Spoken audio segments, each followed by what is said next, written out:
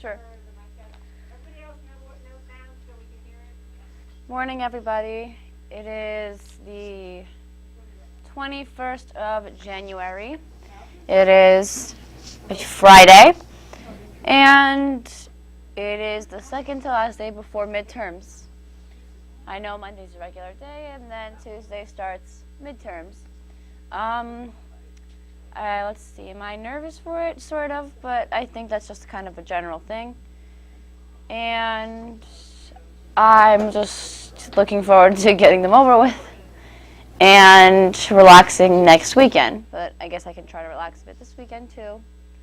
Do I have anything interesting going on this weekend?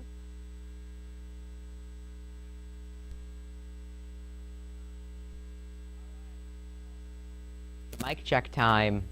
Midterms, huh? Yeah, those exist. I'm terrified about it because I'm just gonna have to focus on this the entire weekend, Trying to get some sleep. I'm just trying to get some sleep and studying for that. But at least I still have some time to, study on the other stuff, and the only things I really need to.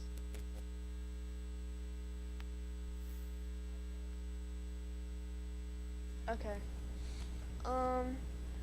I'm getting my braces off in 8 weeks, and I'm very nervous for my midterms, even though I did the Lincoln, which is basically what's on my midterms, plus more things that I don't know about geometry. And nothing was really hard, but then on the study guide, I missed a couple questions, so I need to do more review. But then for everything else, it's pretty easy, so yeah. It's almost time.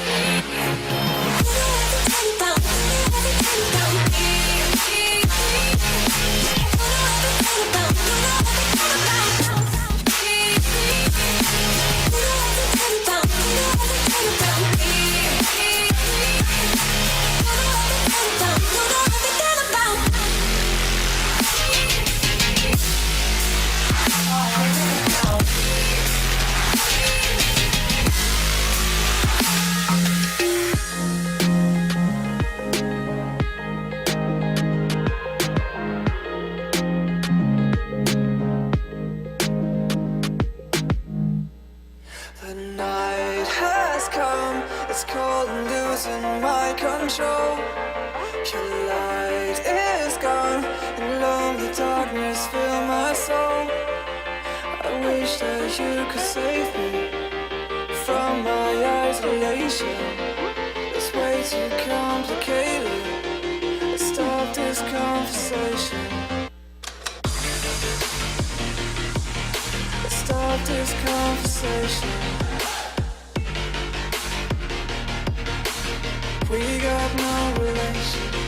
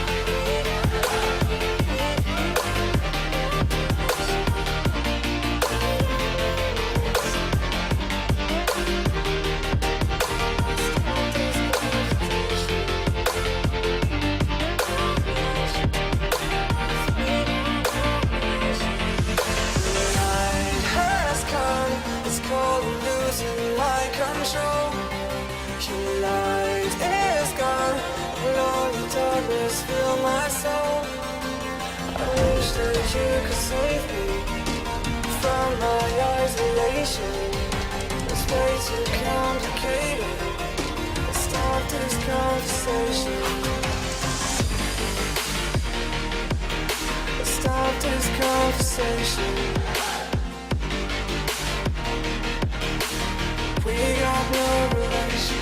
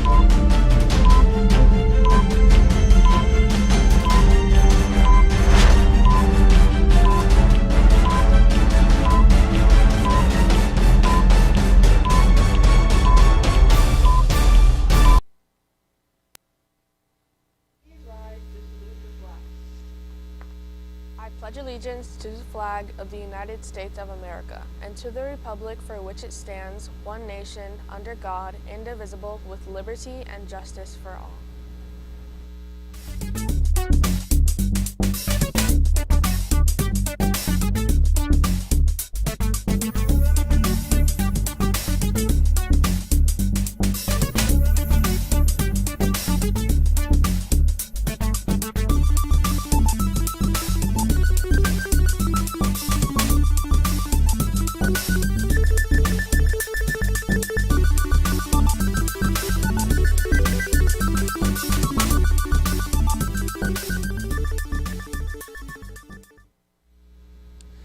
Good morning and welcome to RPtv.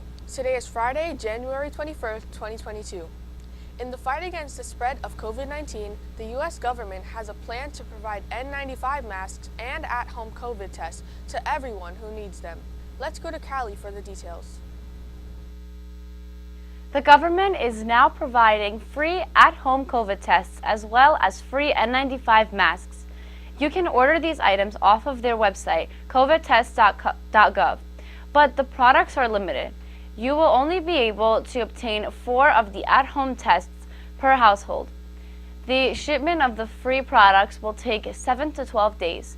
If you try to order more, it will just tell you that the COVID tests had already been ordered for this address, and they are unable to process duplicate orders.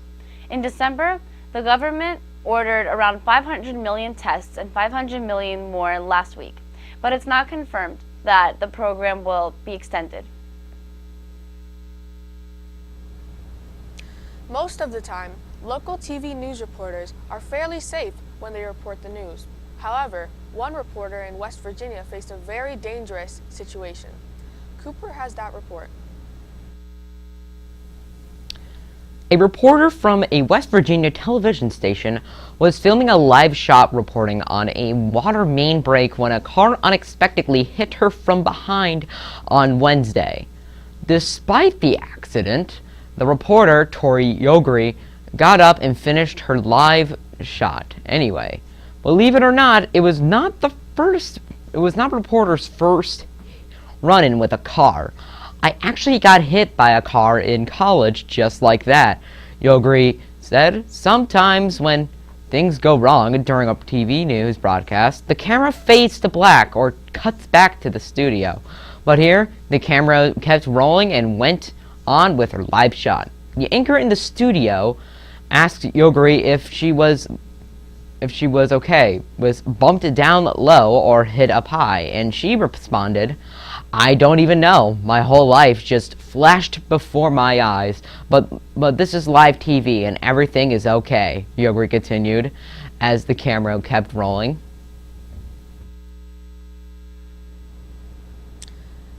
Now it's time for announcements.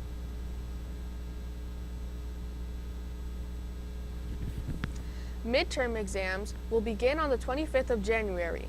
We will have an early dismissal at 12:30 p.m. on midterm exam days. The schedule for midterm exams is as followed. January 25th, first period exam, 8 to 10:10 a.m. Second period exam, 10:15 to 12:30 p.m. January 26th, third period exam, 8 to 10:10 a.m. Fourth period exam, 10:15 to 12:30 p.m. January 27th, fifth period exam, 8 a.m. to 10:10 a.m. Sixth period exam goes from 10:15 to 12:30 p.m. January 28th, seventh period exam, 8 to 10:10 a.m. Eighth period exam, 10:15 to 12:30 p.m. The Art Club and NAHS will meet today after school in room 102. Hey, you! Me? Are you enjoying these RPtv broadcasts? I'm not really paying attention to the broadcast, so... Then join RPtv. But what do I do on RPtv? Well, maybe if you've stopped interrupting me, I'll tell you. Sorry. You could do many things for RPtv. For example, writers enter the school building early to write stories for the upcoming broadcasts. Or help around in our state-of-the-art studio. When inside the studio, you can help with try-casting, scrolling for the stories, etc. But disembodied voice, how do I join RPtv? Great question. To join RPtv, ask your guidance counselor, Ms. Goutreau or Mr. Dawson. Wow, thank you, disembodied voice. You're welcome, but I have your IP address. Wait, what? I'm about to dox you through the entire school. Whoa!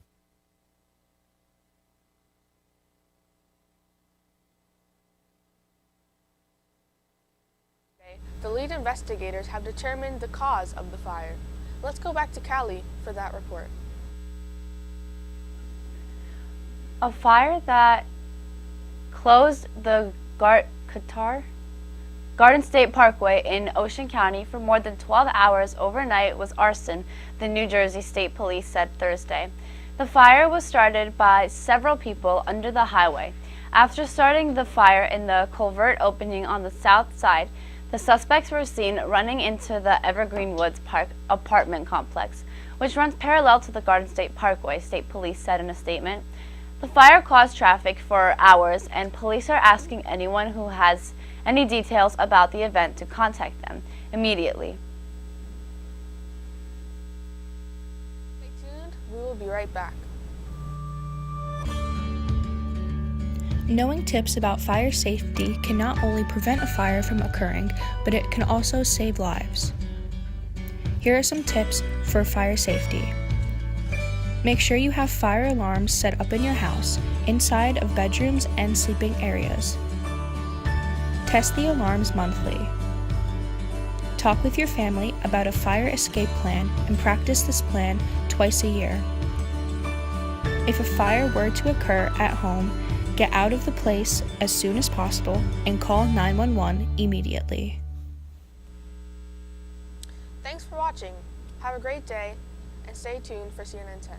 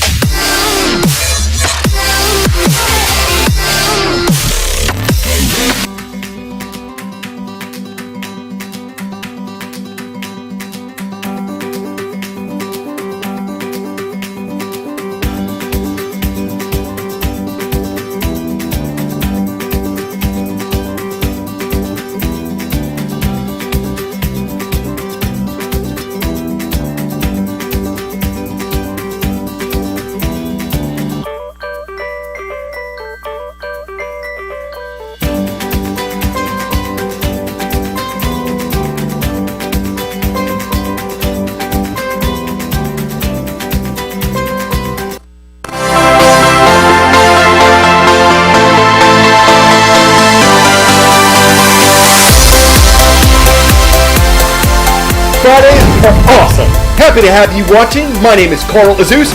Washington, D.C. is our first destination today. Just ahead of the one-year anniversary of his inauguration date, U.S. President Joe Biden gave a rare news conference this week. Wednesday's event lasted almost 2 hours and covered a lot of subjects.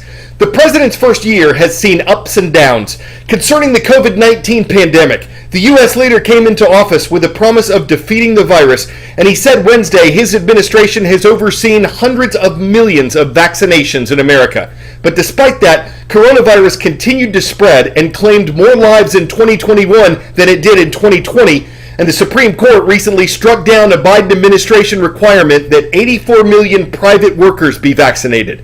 Concerning the economy, the president highlighted the addition of millions of jobs over the past year and the drop in the unemployment rate, the percentage of American workers without jobs. But he also acknowledged inflation was a problem, the rise in prices of the goods we buy. It's at its highest level in decades. Legislatively, President Biden signed a $1.9 trillion COVID relief bill and a $1 trillion infrastructure bill, which had bipartisan support in Congress. But a more controversial social spending plan he supported and a recent effort to overhaul voting laws in America, both of those large-scale bills failed in Congress. President Biden suggested they could be broken up into smaller pieces of legislation that may have a better chance of passing.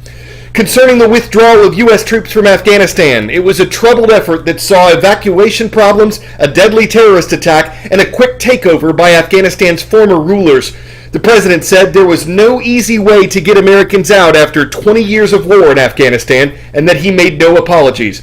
But on another international front, involving a recent buildup of Russian troops near Ukraine, something President Biden said caused confusion in the U.S. and abroad. As he begins his second year in office, President Biden bluntly predicting that Russia will invade Ukraine, at least to some degree.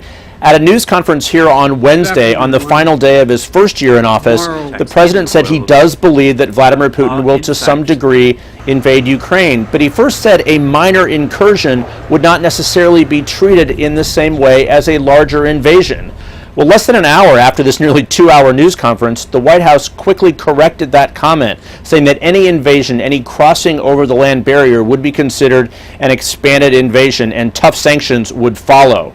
Now, the president was defiant and defensive about his record during his first year in office, talking about the jobs created, some 6 million, talking about the economic recovery after the COVID pandemic, which of course is still raging hot, also talking about that infrastructure law and other programs. But he did acknowledge some shortcomings, particularly in terms of COVID testing. He said he wishes his team would have done more earlier on that.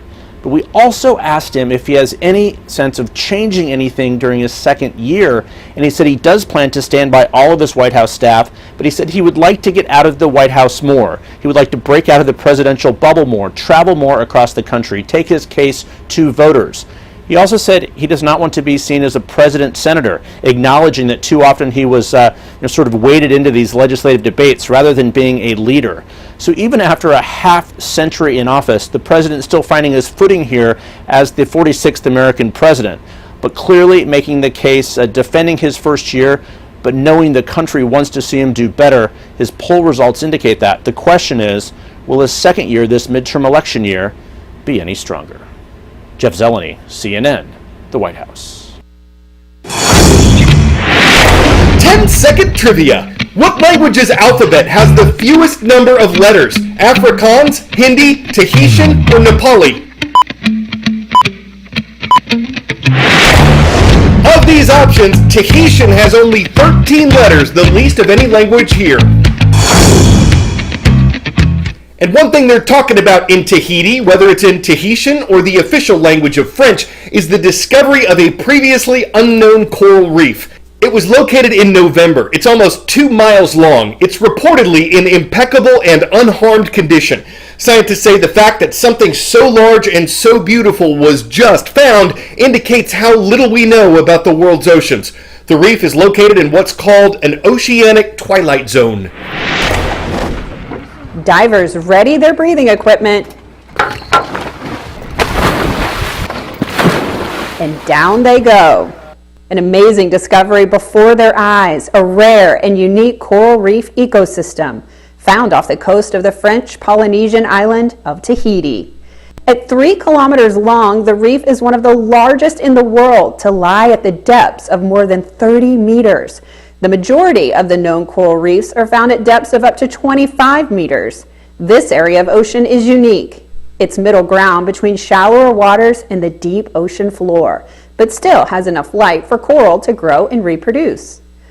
These giant rose-shaped corals are in pristine condition, some reaching 2 meters in diameter. Now the scientists are examining them in an effort to find out if there could be other large reefs at the same depth yet to be discovered.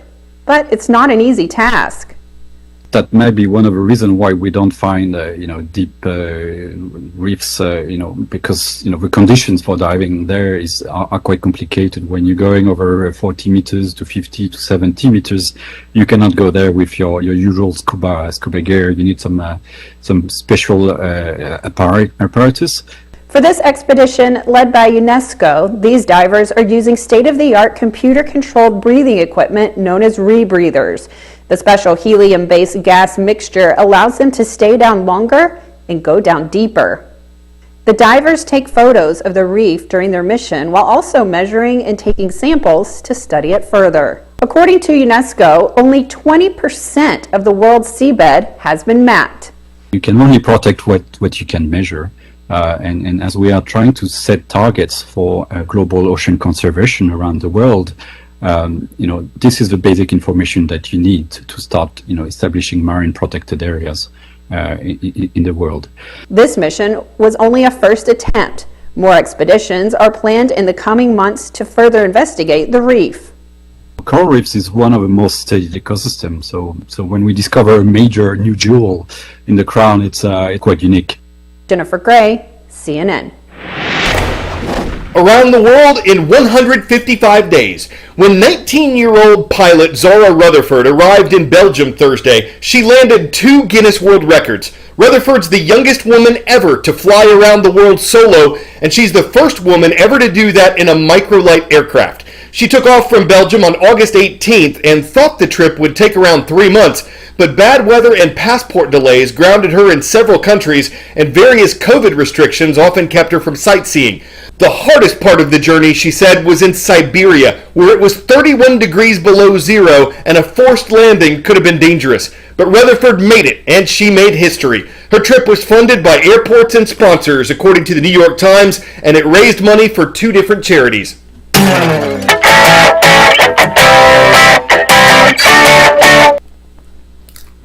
Favorite snack in the world. But this popcorn story is nuts. At Disney's Epcot theme park in Florida, there is an unofficial mascot named Figment. The park recently released a commemorative popcorn bucket of Figment, charging $25 for it. But even though some people are listing it for $200 or more on eBay, it's what they had to go through to get it that's surprising. Some folks waited 7 hours in line to buy a purple plastic popcorn bucket. And you think I'm corny. Now, some expected they'd have to line up in rows, but they were still amazed the wait was that long. Guess they figured since we already came here to get it and we've started waiting, we'll be the stock of the town even if some people corn us. It shows there's more than a kernel of truth to Disney's lore, that it's not just a figment of the imagination.